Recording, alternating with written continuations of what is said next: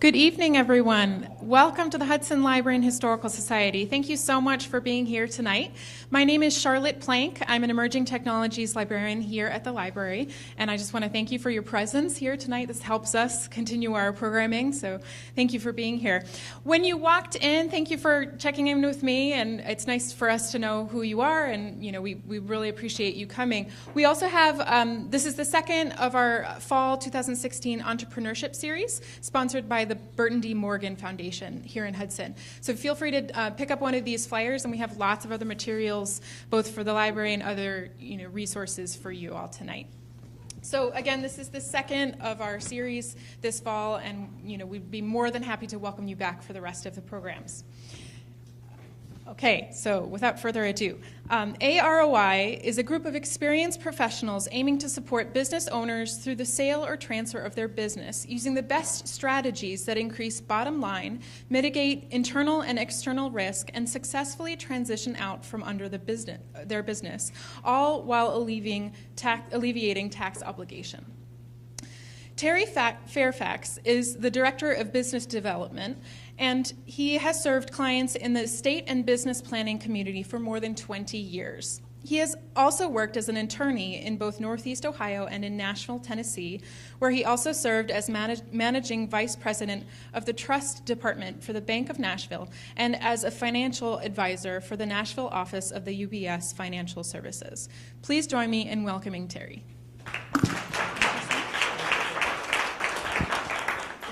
Thanks a lot. Can you hear me if I just stand here normally and speak in a normal voice? Thanks a lot. I'm so glad you're here. Thank you so much for being here. It means a lot, and I had no idea what to expect coming in. It really means a lot to me that there are this many people who are interested in this topic that I think is so important. So I have a lot of gratitude. Thank you, Charlotte, and the Hudson Library for allowing this to happen, and also thank you all for being here. My name's Terry, and I'm gonna be as brief as I can on a subject that is actually pretty deep and pretty wide. Let me try to set some realistic expectations up front. First of all, I have roughly 40 minutes or so to talk with you and have hopefully a conversation, not a lecture, a conversation with you about something that is certainly complex enough that I've spent the better part of 20 years learning it and working on it, and I still work on it all the time, and I still learn new stuff. So we're gonna I hesitate to use the term scratch the surface, but we will definitely be taking a 5,000-foot view for most of the next 40 minutes or so, 45 minutes or so. The challenge in this situation is I don't really know exactly where all of you, or really any of you, are coming from. I do know some of you, and I feel fortunate that that's the case, but I don't know what your level of familiarity is with the topic, and I don't know what your comfort level is with it. So the challenge is to balance. I don't want to be so simplistic that I bore you to death, and I don't want to wade so deeply into the weeds and get so complex that I bore you to death. Either way, I run the risk of boring you to death, and this is a potential problem for me. I'm going to do my best to avoid it. So I'm going to try to balance those competing issues. We're talking about the subject of, and I'll set these expectations too. There's going to be a PowerPoint slide up at any given time. Pay attention if you want. You have copies of them in front of you. And I encourage you to take notes. There's a place for you to take notes. I encourage you to do that. Not only for notes, things you want to think about later, but also think about questions that you might want to ask, because this is going to be an open discussion. This is not going to be a lecture. You are free to ask questions at any time or offer a comment at any time. Feel free to do that. And also write down questions that you might have for later. If you have specific questions about your particular business or a business of a colleague or something like that, that really doesn't make sense to address in this forum, write it down and follow up. You're going to have my cell phone number before you leave here. So, and I want you to. So feel free to write down any questions that you have. I'll also set this expectation. I am not going to read to you any of the PowerPoint slides. Just letting you know ahead of time. I've been to plenty of presentations, I guess we all have been, where people a lot smarter than me stand in front of a room and read to you word for word every PowerPoint slide that they put in front of you. And that's fine. They should go with God as far as I'm concerned, but I'm just not wired that way. I assume that we're all literate humans and that we can read American English, so I'm going to challenge you to go ahead and do that on your own, and we'll use this as a springboard for a discussion amongst us, okay? I don't even know what's on these slides, so that's probably better. I work for a company called a-roi Group. The topic today is business succession planning. It's a very deep and broad topic, but I'm going to try to narrow it down to sort of the key things. But first, I want to put it in the context of what we do. It's a little bit bigger context. We work on, I guess, what is loosely referred to now as exit planning. This means we focus on working with business owners who are thinking on some level at some time about leaving their business. That's a pretty broad group of folks. A really smart entrepreneur who just started up their business this year, if they were really thinking about that business as an investment, might be thinking about what will happen 30 or 40 years down the road when they leave that business. And if they did, I would give them all the credit in the world for thinking that way. I think it's absolutely the way that business owners, this is an investment, and that's the purpose of this slide. Anybody who starts a business or invests in a business does this, pours so much of themselves into the business, their life, your life. By the way, if I ask a question and I do this, that doesn't mean you have to raise your hand. I just do that out of habit, but sometimes I do that. I'll say, oh, like, anybody here own a business? Yeah. You don't have to raise your hand or anything. I don't want to embarrass anybody. But if you give me some physical sign, a nod or a blink of your eye or something like that, that would help me so that I can get to know you better. But the point is that business owners do this. This is the stuff that we put into business, and our question always is, okay, just like any other investment that you got involved with, you invested in some blue chip stock, you invested in a mutual fund, whatever it is, at some point, there's a reason that you did that, and you're going to divest yourself of that investment. You're going to separate yourself from that, and when that happens, what is your return going to be? And for business owners, this is a challenge, because in many cases, particularly for small business owners, that is the largest investment of your life. That's if you think of your portfolio that way, you've got your home and your business and maybe a few other things. And for most small business owners, that's the portfolio. So our focus is, how do we get the ROI on that part of your portfolio when you decide to divest yourself of it? That's what we spend day and night, and probably way too many nights thinking about. These are some facts that I think are relevant. Take a second. What it basically says is, I just had this conversation with somebody who's here, who's in a multi-generational business. Businesses tend to go by the wayside. And I think we're in a new era here where we can start thinking about this differently. And there was a time not that long ago, and in some cases it still happens, where people would just liquidate their business at the end. I spent my whole life building this business, and I'm just going to sell the equipment, and I'm going to take the money and go home. We're really hoping that we can help business owners do something better than that. And I'll tell you why in just a second. This is going to seem like it's a little bit out of the blue on the topic, but it's not, and I'll explain why in a bit. But it basically says there are a lot of folks,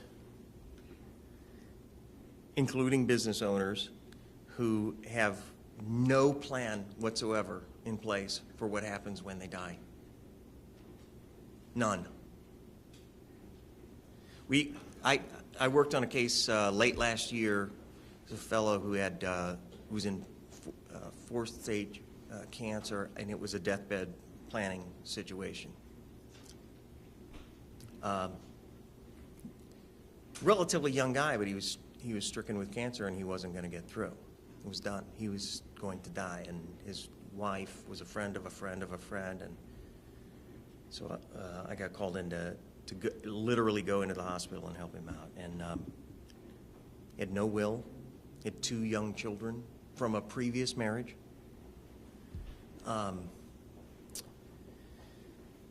No will. It turned out I ended up being able to get that straightened out, and no way for his current wife, his second wife, to be able to sort of legally have authority to continue to have interaction with his children, and they were very close. And even we went through doing an insurance audit, and it turned out that we found a life insurance policy that the beneficiary was his first wife. He hadn't gotten around to changing it.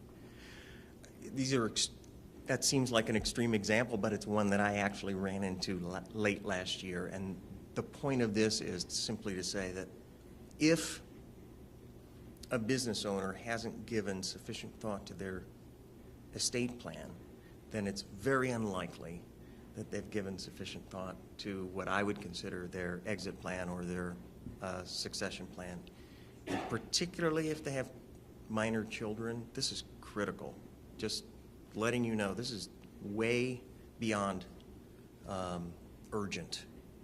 I'm going to say urgent in all caps, okay? Most business owners don't have a plan to exit their business, and that's a problem. And I think the big reason that that's a problem is because every business owner does exit their business. We know this for sure. We have good statistics on this. In fact, historically, I think if we really wanted to set out to prove it, it would be really easy. Every business owner throughout history has exited their business, and everyone from now on will exit their business. The question we encounter and try to deal with on a regular basis is, how would you want to do that? And this is an important question. You're going to exit. Here are some really common ways that folks exit their businesses. And it's sad, but it's true. Death or disability. Gosh, here I am reading a slide. Sorry. I told you I wouldn't do that. These are real reasons that they do it. And there are other crazy reasons too. We're going to get into some case studies here in just a few seconds. You're not going to believe some of the ways that people end up exiting their business. But this is fairly typical. And what we're hoping for, what we're shooting for is that with our clients anyway, and anybody that we can possibly influence positively, leave your business in the way that you want to. Design your exit plan. Design your succession plan so that it happens the way that you want it to. You get hit by a bus, that stinks. I get it. But if you had a plan in place that would cover that so that your business could survive and thrive anyways, you're a lot better off. Same thing with your estate plan, right? You get hit by a bus, that's a horrible thing. But if you have a plan in place, your family can survive and thrive. If you don't have a plan, sorry, you're in a tailspin. And they are too. And the people that you're not taking care of, that I'm not taking care of as a business owner, if I don't do this planning, are my employees and my family. And these are the people I care about the most. I know that for sure. I'm looking at a couple of business owners here who I know very well and who care a lot about their employees. These are the people we care about. That's why we're doing this. Here's what I think a designed exit plan means. And we're here to talk about one aspect of this. So let me give you a little bit of background about how we do this so that it puts it in context. Succession planning is one very important aspect of this broader topic of exit planning. And I'm going to, without having a board to draw on, I'm going to try to give you an idea of how we approach this so that you understand how succession planning fits in. We meet a business owner at some point in time. That business owner has been operating that business for some period of time. Maybe that business owner is thinking, maybe, a little bit, about a date in the future, 3 years, 5 years, 10 years, 20 years down the road, when they think they might want to exit that business. In whatever way. They may want to retire and just go home. If it were me, I retire, I go home, I play the piano and hang out with my maid. That's how I would spend my time. Some people, maybe they're going to exit the business and go start another one. Other people are going to go play golf or get on their boat or whatever it takes. They're thinking about that in the future. What we do is think about what can we do between today, when we start talking with you, and that time in the future so that you can actually maximize your return on your investment of your business and make as much as you can reasonably and legally and ethically on your sale of your business so that you can support your goals for the rest of your life, because that's not the end of your life. That's the start of a new life. When you leave your business, when I go home to play the piano, I'm going home to be blissful.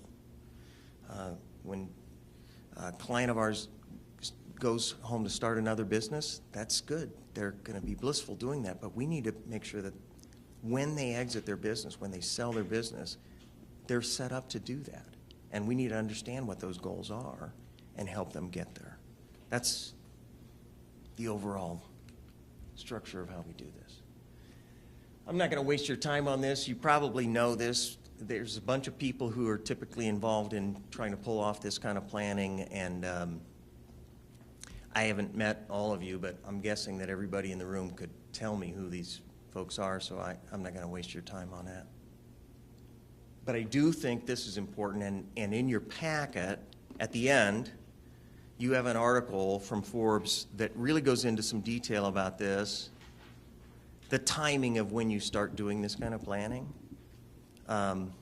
We really encourage it sooner rather than later. In fact, we even have started a sort of a small offshoot program just for startups to help them as they're getting started up so that they can think about their business right from the beginning with the end in mind. And we think the sooner that you start thinking about this, the better. And part of that is because of this.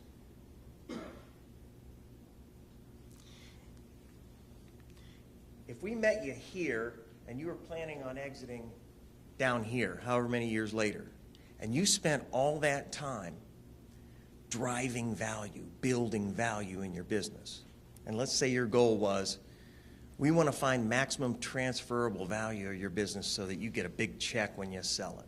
And then that's what we do, admittedly. So you spend 10 years, 15 years, 20 years, 30 years really cranking down on getting the right people in the right seat and figuring out how to build the value of your business. That's good, because you're going to sell your business for more, but let's just say you weren't even thinking about selling your business. Wouldn't that be good anyways? Wouldn't it be a good way for you to spend your time anyways? Building value in your business? All the things that we would do normally to build up transferable value for your business are things that are good for a business owner to do anyways, whether you're thinking about exiting or not. That's the point of this. So start now. Why not? Now we're into succession planning. Here are the key issues. I suspect you all come here with some background knowledge of this, but let's assume that that's not the case. And so succession planning in the exit planning world becomes this kind of a piece. I'm a business owner, and let's just say for the sake of discussion, a lot of what goes on in my business depends on me because I'm the business owner. And this is quite typical, and I'm guessing if we have business owners here, don't raise your hands, but do we have any business owners here? The value of the business on an ongoing basis largely depends on the fact that you're there running the business. And so the challenge of business succession largely becomes, how does the value of that business continue on when you're not there running the business?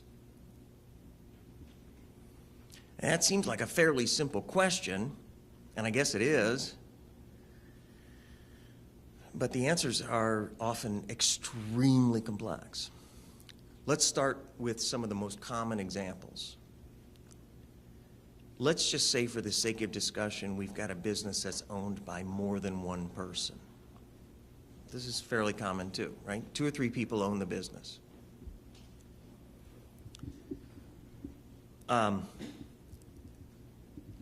Let me get rid of a red herring that comes up here. Sometimes we talk about business succession, and sometimes we talk about business continuity as 2 different things, and we can think of it that way. Usually, if you read about that in that context, business succession is this planned thing that we do, that we come up with, and we figure out how to make it work. And business continuity is planning that is supposed to cover for when somebody dies. Some tragedy happened, some catastrophe happened, somebody died or became disabled. I'm going to roll that all into one for the sake of this conversation, because as far as I'm concerned, we have to plan for both of them in every instance. We always have to do that.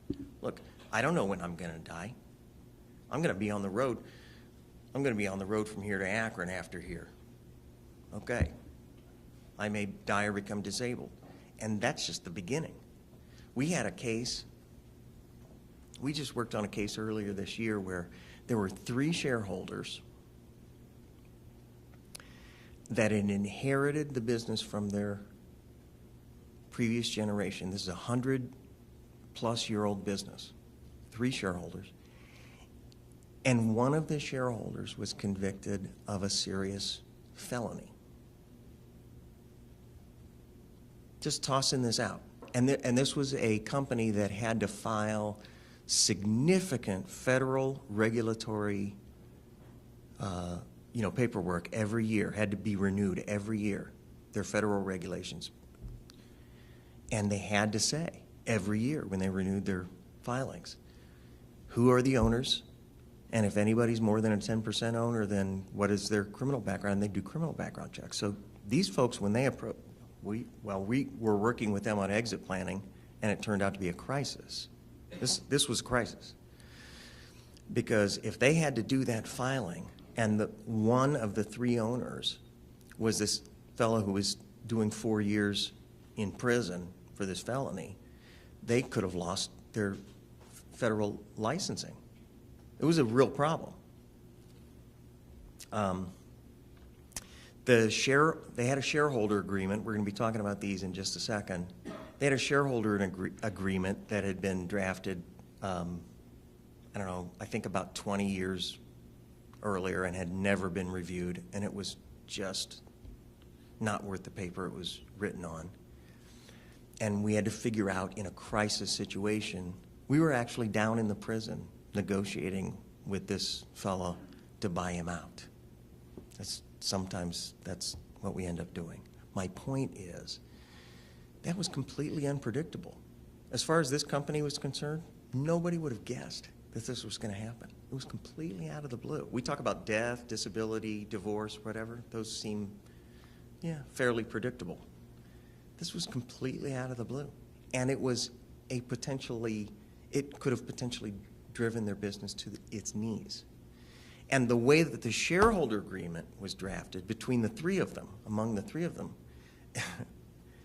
it really was a disaster. We'll spend some more time on that, but I guess what I'm saying is the eventualities that we have to plan for are not just, hey, I might get hit by a bus, or the unlikely event that I'm going to get struck by lightning. No, these are real things that happen, and we don't know. We don't know what they are.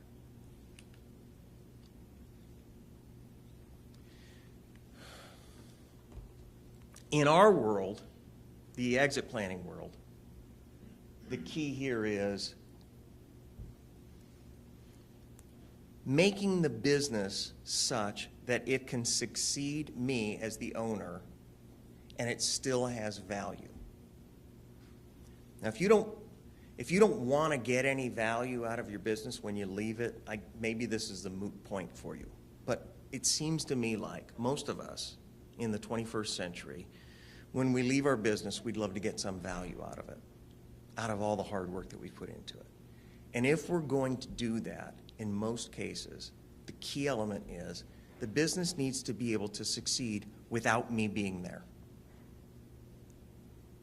So I need to have the legal documentation and the financial structure in place, and also the management team in place, that can happen. That's really the world that we're dealing with here in terms of succession. All these questions start with, if you died, but you could replace the word die with became disabled, or replace the word died with were incarcerated, I guess, in my example. All of these questions apply. So here's how we think of it in the big process. This is the big context, so I'm going to skip through it pretty quickly and drill down on succession. But typically, this is the way we think about the process of exit planning. You got to prepare, and then you're going to sell or transfer your business. You're going to sell it to some outsider, or you're going to transfer it to an insider, let's say, family member or a key employee, and then you're going to live your life after that. That's the process. In preparing it, we go through the process of valuing the business and figuring out what it's worth to transfer. And that valuation, anybody here familiar with this process? Having a business valuation, right? So you have somebody come in, do an in-depth study. We do this all the time. Figure out what your business is worth. And in a lot of cases, what this boils down to is somebody says, this is what your business is worth. And then business owner says, okay, well, that's what I'm going to sell it for. And we don't think that makes a lot of sense. It seems to us that's just the starting point.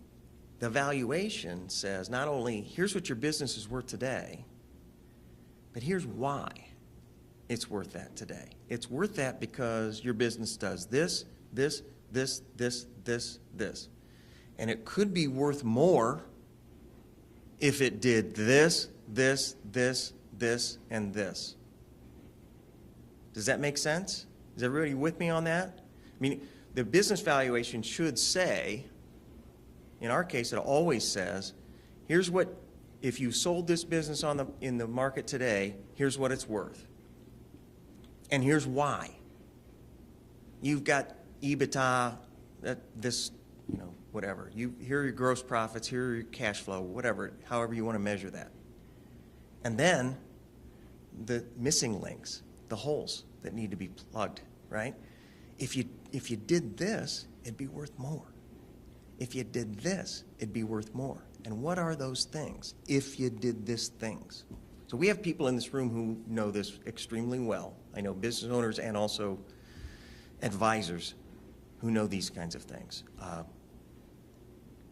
if you're not managing your risk properly, you don't have the proper insurances that you should have in place, or you're wasting your money on crazy insurance when you could be smarter about it. These kinds of things add to the value of the business. Do you have a buy-sell agreement in place or some kind of business succession plan in place so that if you die or become disabled, it's going to continue, the business is going to continue on and be valuable? And that is part of the transferable value of the business. You understand what, if you understand what I'm saying? If a buyer's looking at the business and thinking about what's your business worth, and they look at it and they say, well, your business is worth $1 million today. And if you died tomorrow, your business is worth nothing. So I'm not really all that incentivized to buy your business. I don't think your business is worth all that much. Does that make sense? I'm not overstating that, I don't think. This is obvious. So business succession becomes part of this business valuation process and figuring out from a buyer's perspective what the business is really worth. Make sense? You can ask questions anytime. Go ahead, Ron. I was going to add something that big focus is on ownership, but we also look at the key man. Absolutely. You have an important employee that's essential to running your business, being an engineer, architect, whatever.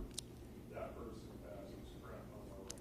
That's exactly right. And up to now, I've been focused just on business owners, and we're going to spend some time on that. But and I'm glad you brought it up, because that is, no, that's key. No, that's really important. So all these, in fact, what you could do is you could translate these questions. If I went back a slide. If you die before your planned exit, I'm asking these questions about the business owner. All of these questions also apply to key employees. You've got, I'm dealing right now with a business that has the two non-owning key employees of the business really do most of the business. The business owner happens to be a really smart guy who works on the business. He's not really involved in working in the business that much, and I applaud him for that. But he's got two key employees who really carry the business. And these questions, you could just swap out that and say, if your key employees died or left the business, how would that affect the business? Exactly the right question to ask. So all the questions that we go through here in the next few minutes, good. All the questions we go through with regard to the owner are also going to apply to key employees. And we'll talk about how that gets covered. Don't need that. Don't need that. You probably know you're going to need a team of experts. You're going to need a team of experts to put this plan together. You may already have some of that team in place. Go ahead. Sure. Gonna get. What? Let's just tackle it now while we're here. Yeah, I'm sorry. Pat, right? Asked the question. I mentioned a buy-sell agreement, and maybe everybody doesn't know what that means. Let's go through that. It's a key element of this in this topic, and we're pretty close to where we're going to get to it anyway. So let's do it. Let's start with the example of a business that's owned by 2 or 3 people. There's almost invariably an agreement in place between these folks of some kind or another. It's often, in my experience, pretty shaky, but at least when I first look at it. But there's an agreement between them that says something like this. If owner A, let's say we've got owner A, B, and C. If owner A dies, then owners B and C will take over owner A's ownership interest in that. Or, if that's not the way it works, owners B and C will pay to owner A owner A's spouse or estate the value of his share of the business. So a couple of possibilities there. You got a business divided in three, got 3 shares, one guy dies. The other two, the agreement could say something like, the other two take over the business. That's one possibility. One is, no, the other two need to buy out the survivor or the estate of the fellow who died. Because if I die and I own 1/3 of a business, that 1/3 of the business is in my estate. It's a part of my estate. It belongs basically to my heirs. Does that make sense to you? I'm not saying anything esoteric here, right? If I die and I own 1/3 of a business, I own a home, I own 1/3 of a business, and I own a Toyota Corolla, okay? The home, the Toyota Corolla, and the 1/3 of my business all go to my heirs. It goes to my estate, whoever it says in my will, right? The buy-sell agreement would say there's an obligation on the part of the other owner. One thing that the buy-sell agreement could say is there's an obligation of the other owners to buy out that third owner. This is one solution of many. And I'm only talking about one circumstance, which is death. The same thing could be said if 1/3 owner became disabled. They can't really function in the business anymore. So now, let's just say, for the sake of discussion, the smart business decision is for the other 2 business owners to buy out that interest. That's pretty common. It's a very common thing for a buy-sell agreement to say. The only problem is maybe they don't have the money to buy him out. Does that seem like that could be a problem? Business is worth, let's just call it $900,000 to make the math easy. So everybody owns a $300,000 interest in this business. And you got Jim and Joe and Bob who own the business. Sorry, they're all male names. They're just the ones that came to my head. I apologize, women. But it's Jim and Joe and Bob, and Jim died. Joe and Bob want to own the business. But for this buy-sell agreement, but for this shareholder agreement between the shareholders, but for this, Jim's share would go to Jim's estate. His spouse or his kids or whoever would inherit his stuff.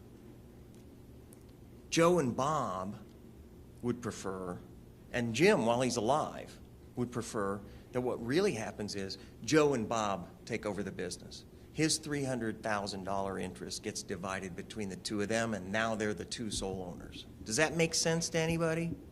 That seems to me to make some sense, and that's fairly typical in a buy-sell shareholder agreement.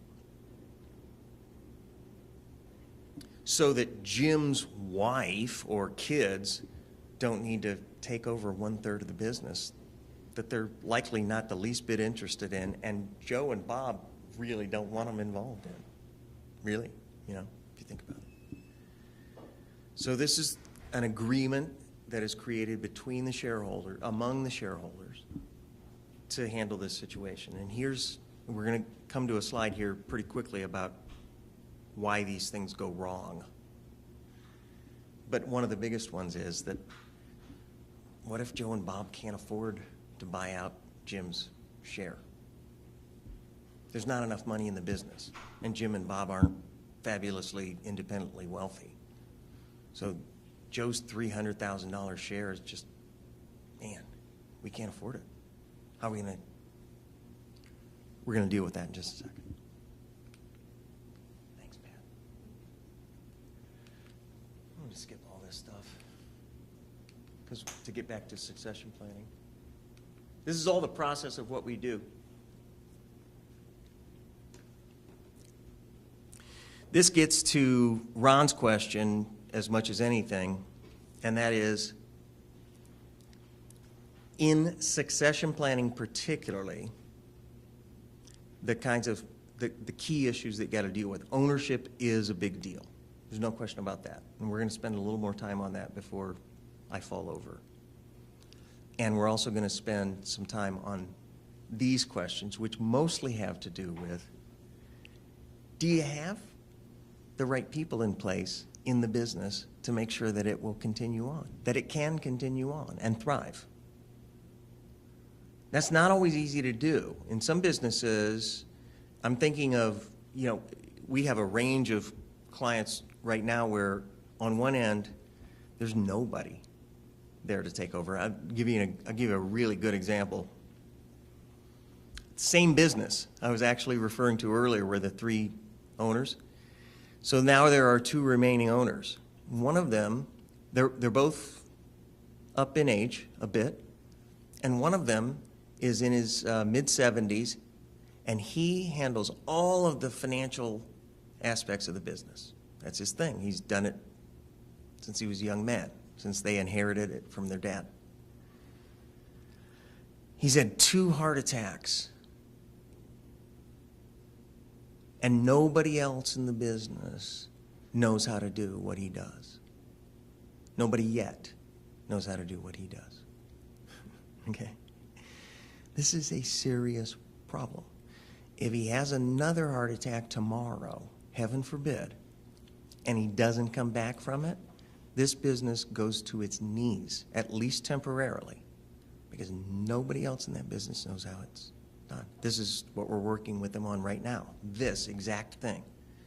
Do you have the best people in the right jobs, and what is the role after transfer, and who is going to take over when you can't do it anymore? Ron's question. And how would you pay for that? And this gets really to Ron's question. Let's just say you had to bring in somebody new to do that. Where's the money come from? Where's the money come from to hire that person? This is an important question. When we write these kinds of plans, we need to make sure that they're funded in such a way that when these events are triggered, whatever the outcome is, there's money there to make it work. And so in the case of the question you raised, Ron, and this hypothetical, let's just say fella has a heart attack and he's gone. Somebody's got to come in and do that job. And whoever comes in to do that job, they're worth something. They're worth being paid. They're valuable. They need to be paid. Who's going to pay them? How are they going to get paid? In most instances, the answer to Pat's question and the answer to Ron's question usually involves an agreement between the owners that says, if this happens, here's who comes in, here's who steps in, and they're going to get paid, and here's how they're going to get paid. And typically, for pennies on the dollar, the owners will purchase insurance policies that will cover those kinds of things. Let me give you 2 examples. 3-owner business, same one I talked about earlier. Everybody owns $300,000 worth. What's going to happen when Jim dies? Did I get the names right? Jim, Joe, and Bob. Right, Jim, Joe, and Bob. Jim dies. He owns $300,000 worth of the business. Nobody wants Jim's family coming in as a co-owner of the business, so Joe and Bob want to buy him out. But they don't have the cash, and the business doesn't have that kind of cash flow. But fortunately, they have an agreement in place, a shareholder agreement, buy-sell, we often refer to it as, that says, if Jim dies, Joe and Bob are obligated to buy his share, or at least they have the first right to buy his share of the business, and we're going to fund that agreement with an insurance policy, or actually in this case it would be 3 insurance policies, 1 on each life, that covers the value of their share. So now this agreement's in place, and there's an insurance policy in place for each of these fellows, and it says, Jim dies, there's a death benefit that's worth the value of his share of the business, in this case, $300,000. That money gets paid out to his heirs so that Joe and Bob can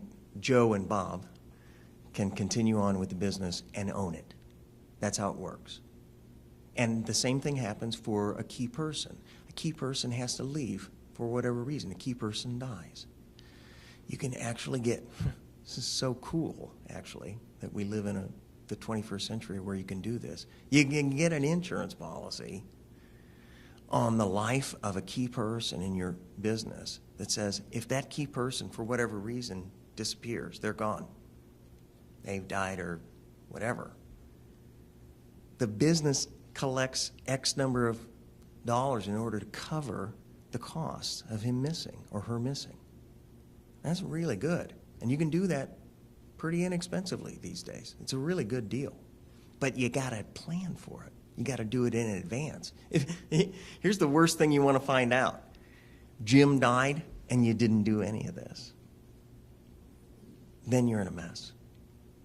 If Jim died and you have the buy-sell agreement in place and you funded it with the insurance policy, this is Joe and Bob and Jim's family are going to be just fine. Yeah, Pat. You're funding that with life insurance, but what if it's disabled? Do you buy disability insurance then too? You do, and I'll be the first to admit to you, the farther we drill down on these agreements, and particularly the farther we drill down on the terms of the insurance policies, I'm going to be the least likely person to be able to give you the details on that, just because I tend to operate at about 5,000 feet. There are people in the room who do this every day who could give you the extreme details of the insurance or the legal provisions that go into that, but that's exactly the way it should work. That the three owners get life insurance and disability insurance Sure. on each other. They're the owners Well, of each other's policies or something like that. I'm not making a recommendation on a hypothetical. I'm saying that this is very commonly how it works, and the agreements typically cover death and disability, and sometimes that's not enough. And we're going to go through. Gosh, I've already taken up so much. Okay, just got a few more minutes. I apologize. Here are some of the holes, and actually Pat's question raises them. Sometimes when we put these plans together, let's say we've got this great shareholder agreement, and we've got it all funded with life insurance and disability insurance and all that kind of stuff. And that seems like that should be enough. I think there are still some problems. Some of them they're related to Ron's question, which is, how do we make sure that we've got the right people on the right seats on the bus to manage this thing? The people who are there now may not be the right folks. In some cases they are, but in some cases they're not. And how do we manage doing that? We need to have a plan for that. Yeah, sure. I have along that line, if you have key employees, how do you find out from them about their interest to take a higher seat? Yeah. Because I guess there are always concerns or maybe limitations that they have. So Yeah. how do you find that out? The how questions are usually the trickiest ones. I'm probably not telling you anything you don't already know. The whys and all that stuff are usually pretty straightforward, but how you determine that, it's usually a communication issue, at least in my experience. And this can get very involved. If you own the business and you're operating with key employees, the lines of communication on this need to be open. And in fact, let me point out in your packet, this is something that we do right out of the gate when we start working with a business owner. If you go back past the PowerPoint slides, you're going to see a few pages of a questionnaire that we use, a fact finder that we use for all businesses that's related to these business succession issues. I pulled out the pages that are directly related to this, and they ask these exact kinds of questions that you're talking about. How interested are you in moving forward with this business? And what could we do to incentivize you to stay on board? What would it take? These are important questions. They need to be asked, and a lot of times they're not. And that's why we have it in our fact finder. When we start working with a business, if they haven't asked that question yet, we're going to go in and ask that question. It needs to be asked. You may need somebody else to come in and ask it. Maybe you don't have that kind of relationship. I don't know. Maybe the communication lines are not that open. But we can certainly step in and ask that question, and it's right there. I mean, there's probably 4 or 5 questions right there in our questionnaire that drill right down on that exact topic. Maybe they're not up to the task. One of these, I'm going to go through this really quickly because we're out of time. One of the real problems here is how you value the company when you're doing these agreements. This is really important, and it's not simple, and it's certainly not anything that we could drill down on here in this short period of time, but I see it all the time. These buy-sell agreements or shareholder agreements where the value of the business, I just used an example. Got a $900,000 business, so that means Jim's share is worth $300,000. If it said that in the agreement, just like that, heaven forbid that it said that, then in 6 years after the buy-sell agreement was written and the business is worth $18 million, then Jim's share is worth twice as much.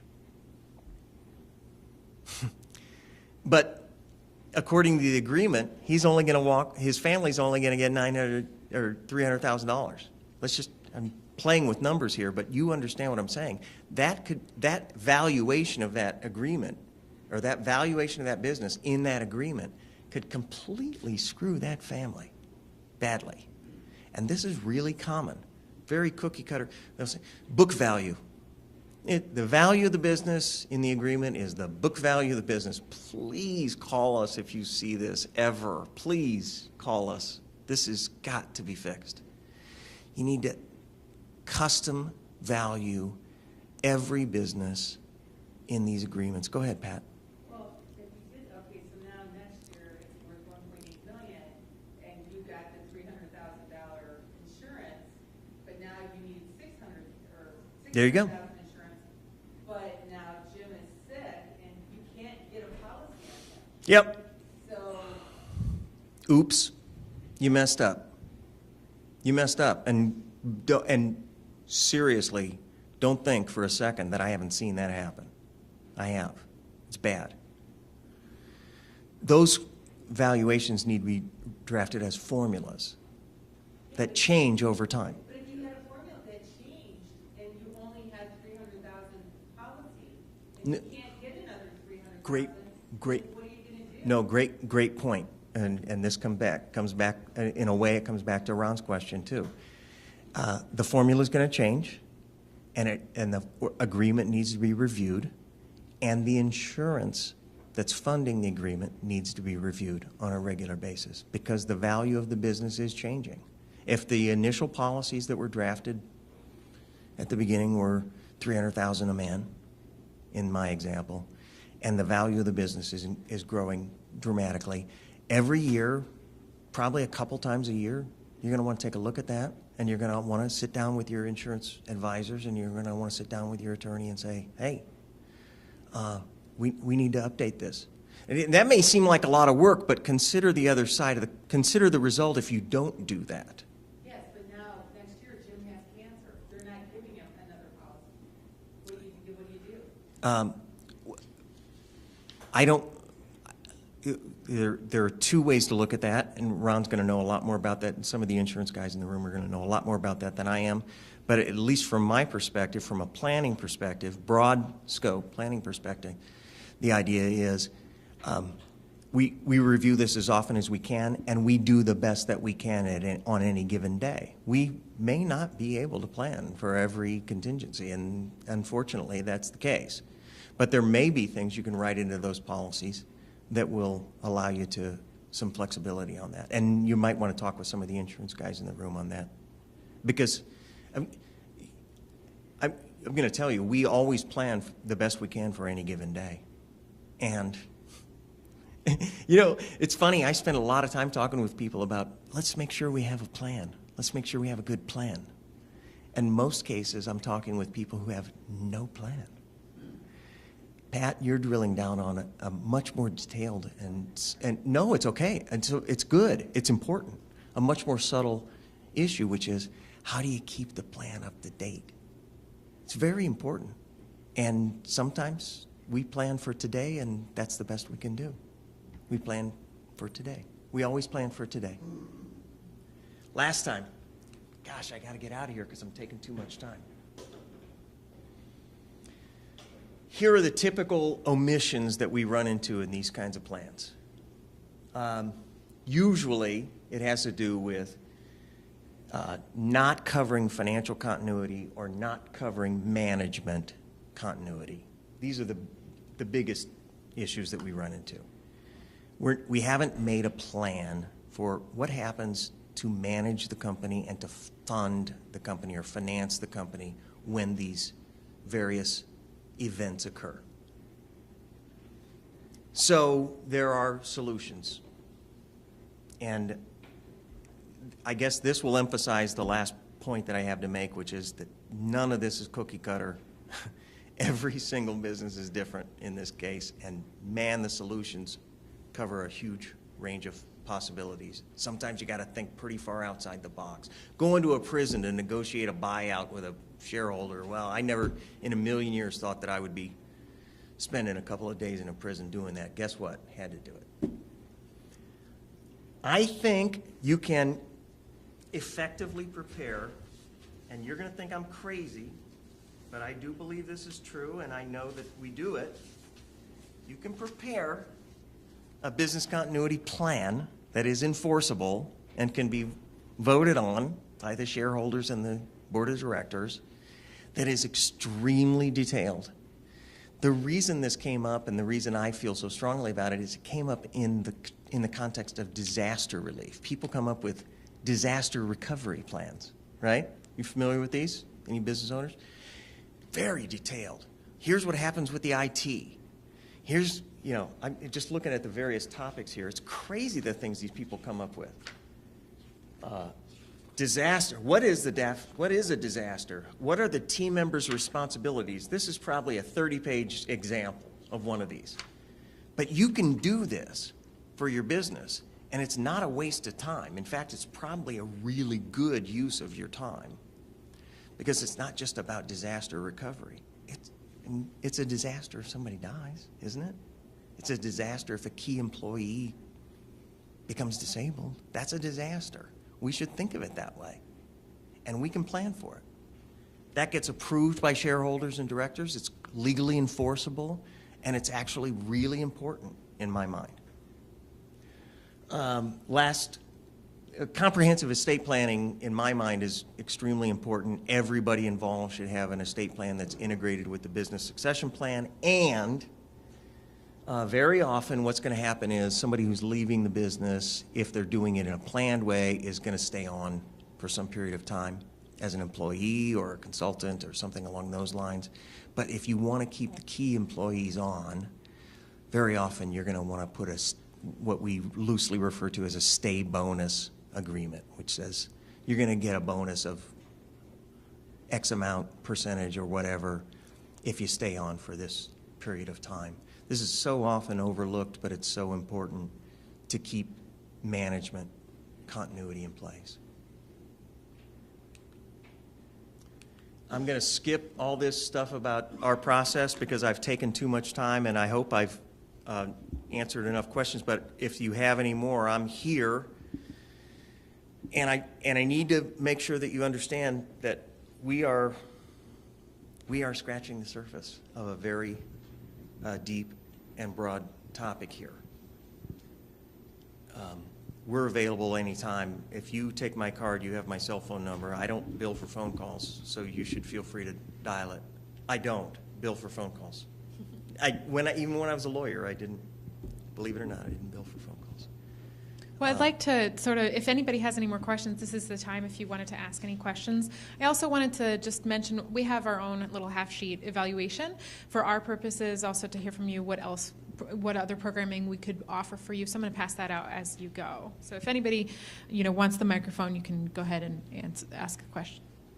I don't think I need the microphone. Okay. Sherry, can you just give me your background? I didn't catch that. Mine? Yes. Personally?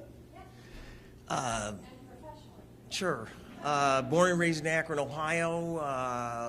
I was a professional musician for the first 15 years of my adult life, including my most famous job. I was a music director with the Cleveland Indians at Jacobs Field through 94 through 2001. I was the reason that they were successful, by the way. Just saying. 97, I started practicing law, primarily estate planning and business planning, and that's pretty much how I spent all of my time until I started doing what I'm doing now, which is just consulting in the same fields. Ran a trust department in Nashville for a while, did some financial advising for a few years with UBS, but basically I'm an estate and business guy. That's how I think. That's how I'm wired. And that's still what I do. I mean, I spend my free time playing the piano, but when I'm working, I'm usually thinking about estates and businesses.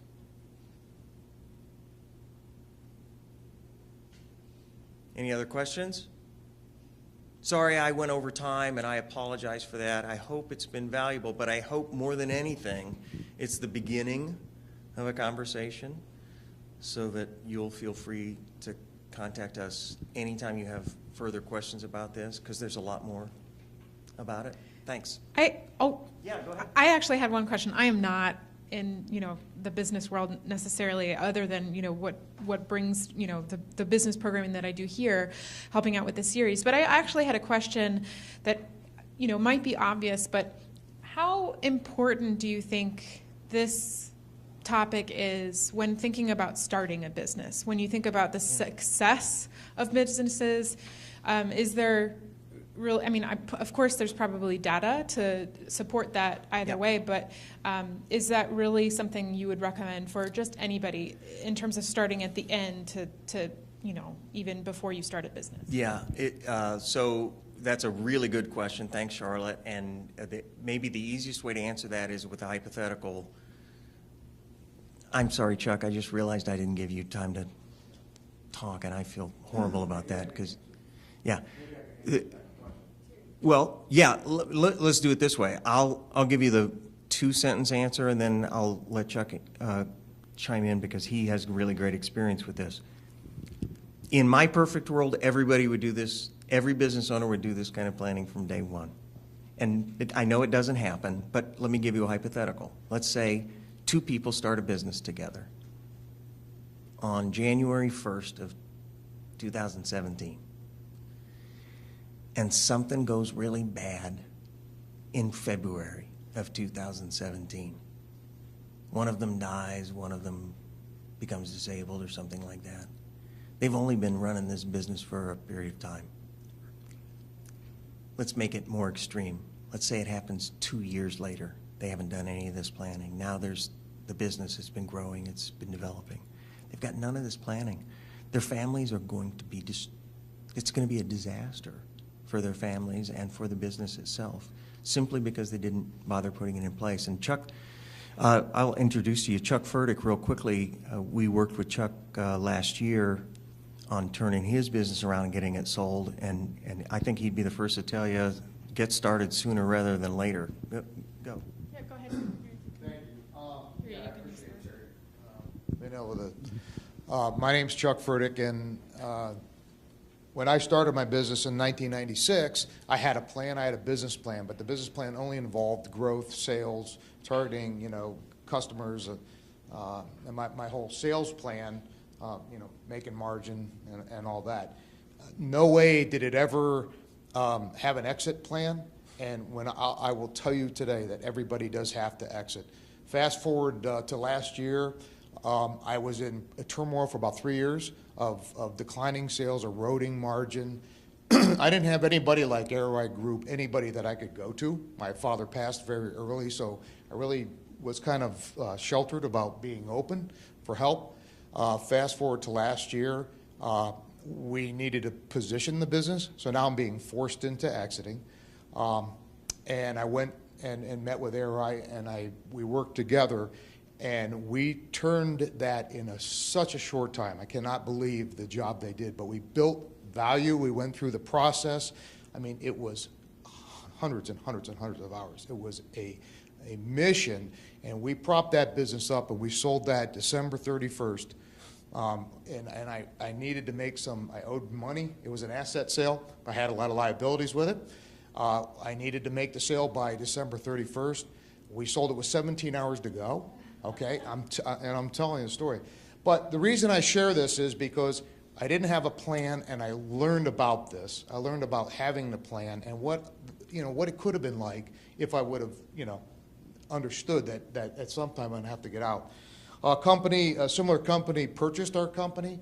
It happens to be going very well. I'm on like a retainer for a year. It's really great that instead of having it probably close its doors, I can watch my company now grow. It's growing because it has a great team behind it. It's got great financial. And the other thing is I was just diagnosed with prostate cancer.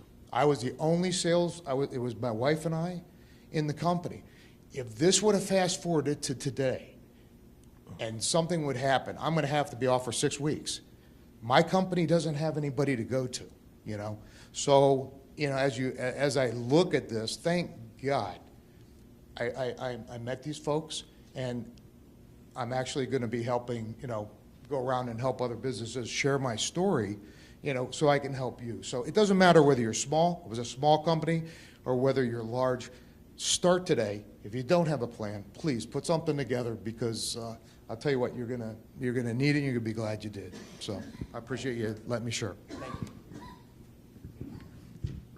Any other questions? I'm going to hang around for a little while, so if you have questions that maybe you didn't want to share publicly, I'm sorry, I should say, I'm going to hang around for a while, so if you have questions that maybe you just didn't want to put in front of everybody, if you want to approach me about them, feel free. And if you have my card, you're going to have my cell phone number, so feel free to give me a call anytime. Thanks a lot for being here. I really appreciate your interest. I hope I've helped. Thanks.